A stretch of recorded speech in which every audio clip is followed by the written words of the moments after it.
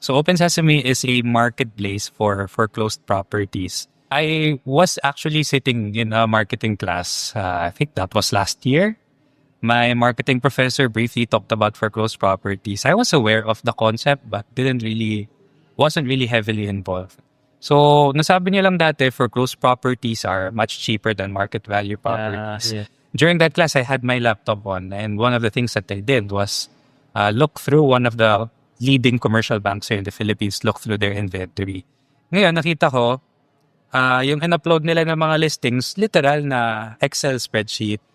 Okay. So, halimbawa ikaw, bibili ka ba ng property na spreadsheet lang ang nakikita mo? So, that's a big risk for you. And properties are big investment, kinds of investment. So, ako aminado ko last year wala naman talaga akong pera. But despite the fact na hindi ko kayang bumili, I was still interested. So if I were to put my perspective in the people who had the capacity to pay and are actually willing to invest in foreclosed property, kumbaga sarado na, mawawala sa kanila yung thought of actually pushing through just because hindi maganda yung presentation. So why did I do a startup?